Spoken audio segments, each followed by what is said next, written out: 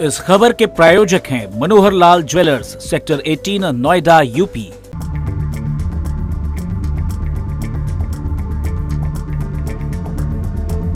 Meerut Lok Sabha seat पर भाजपा के लिए इस बार चुनाव जीतना आसान नहीं था, लेकिन इस बार भी कहानी दोहराई गई।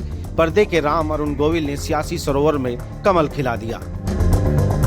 वहीं कड़ी टक्कर देने वाली सुनीता वर्मा ने हार स्वीकार की, लेकिन एक कसक बाकी रह गई। पिछले लोकसभा चुनाव में भाजपा से राजेंद्र अग्रवाल 5000 से भी कम वोटों के अंतर से चुनाव जीते थे। ऐसे में भाजपा के लिए इस सीट पर चुनाव जीतना आसान नहीं था, लेकिन भाजपा वोट बैंक नहीं खिसका। साथ ही भाजपा ने अपने चुनावी मैनेजमेंट से लगातार चौथी बार ये सीट जीत ली। हालांकि सपा प्रत्याशी सुनीता वर्मा ने दलित होने की वजह से बसपा के वोट बैंक में तगड़ी सेंधमारी की। साथ ही सपा से प्रत्याशी होने के कारण एक तरफा मुस्लिम वोट मिला। मुस्लिम दलित जुगलबंदी के कारण उन्होंने भाजपा के अरुण गोविल से कड़ा मुकाबला किया। उनकी हार की वजह यह रही कि बसपा प्रत्याशी देवव्रत त्यागी भी 87,000 वोट पा गए। कौन है अरुण गोविल?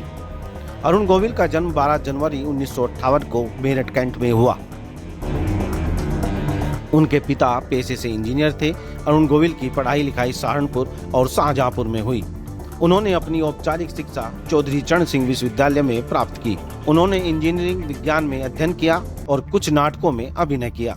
उनके पिता चाहते थे कि वह एक सरकारी कर्मचारी बने, जबकि अरुण कुछ और ही करना चाहते थे, जिसके लिए उन्हें याद किया जाए।